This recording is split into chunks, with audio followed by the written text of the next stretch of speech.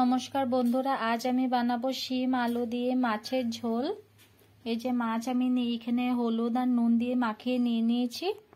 মাছটা ভাজার জন্য আমি এখানে একটা কড়াই বসিয়ে দিয়েছি। এখানে দিয়ে দেব সরষের তেল।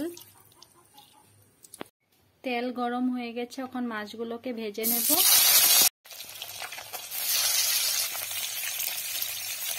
একটা সাইড হয়ে গেছে, এখন আমি ওকে উল্টে দেব মাছগুলোকে। মাছ ভাজা হয়ে গেছে, আমি এখন নামিয়ে নেব মাছগুলো। এই যে আমি শিমগুলোকে এভাবে কেটে নিয়েছি।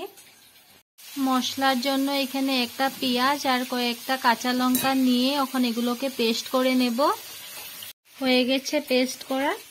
মাছ ভাজা করার মধ্যেই আমি আর অল্প তেল দিয়ে দিয়েছি। এখন ফোড়নে দেব কালো জিরে, পেঁয়াজ কুচি। পেঁয়াজগুলো সুন্দর করে ভাজা হয়ে গেছে, এখন আমি দিয়ে দেব শিম আর আলু।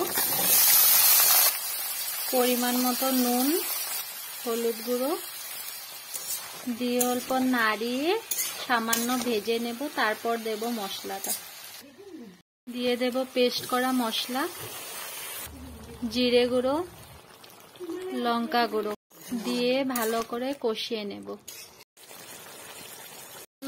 কষানো হয়ে গেছে, এখন দিয়ে দেব ঝোল। উতলে গেছে, এখন আমি দিয়ে দেব মাছগুলো।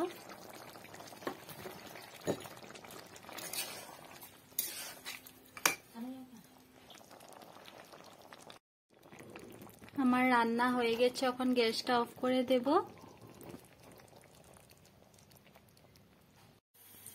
এই যে দেখে নিন কিরকম হয়েছে আমার শিম আলু দিয়ে মাছের রান্নাটা।